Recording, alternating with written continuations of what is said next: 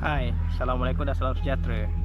Hari ini saya Zubair akan membentangkan satu tugasan yang diberi tajuk Teori Interaktif Perlambangan atau Simbolik. Okey, dalam teori ini ia merupakan salah satu pendekatan psikologi sosial.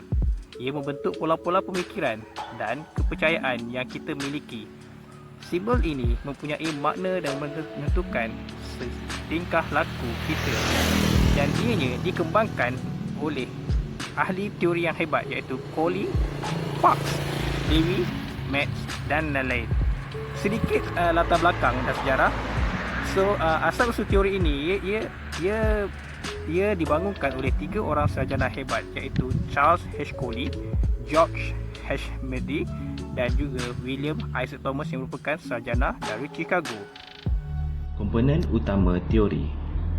Teori interaksi simbolik sebagai semua perkara yang saling berhubung dan pembentukan makna atau objek, simbol atau objek yang tidak menyawa, benda hidup melalui proses komunikasi sebagai pesan lisan maupun tingkah laku lisan bagi tujuan untuk mentafsir simbol atau objek berdasarkan sepakatan bersama di wilayah atau kumpulan komuniti masyarakat tertentu.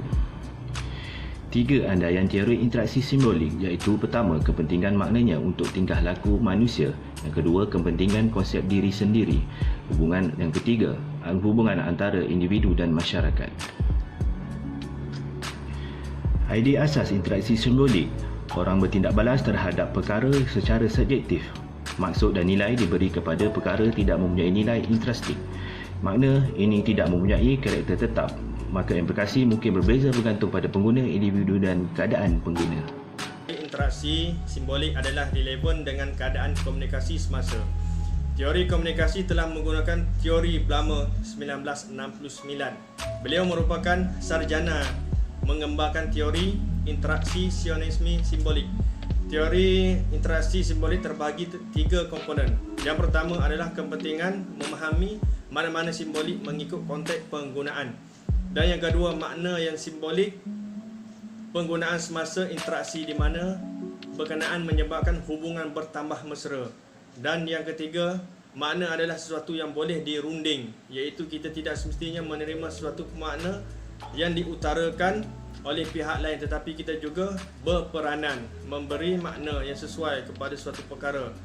Oleh itu, dapat dikatakan bahawa interaksi sionisme simbolik melihat bagaimana individu dibentuk dan interaksi dengan orang lain.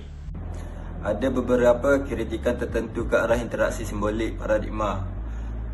Salah satunya, interaksi simbolik sebahagian besarnya kurang dari gambaran sosial yang sebenar, kerana ia kadang-kadang menggambarkan masyarakat sebagai satu-satunya perkara dalam fikiran orang.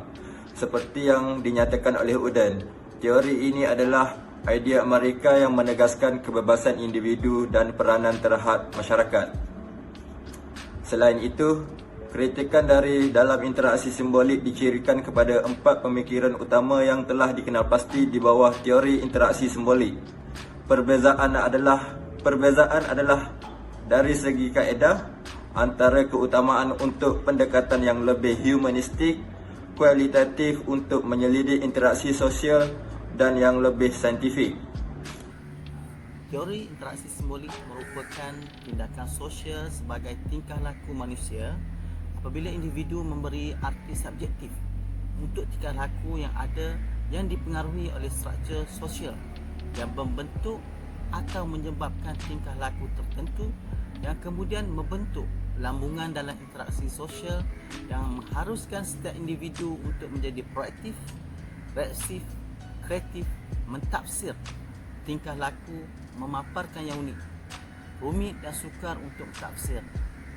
Pendek kata, interaksi simbolik membayangkan masyarakat sebagai banyak contoh interaksi, komunikasi dan kerjasama yang berterusan dalam pembangunan budaya dan lain-lain yang umum.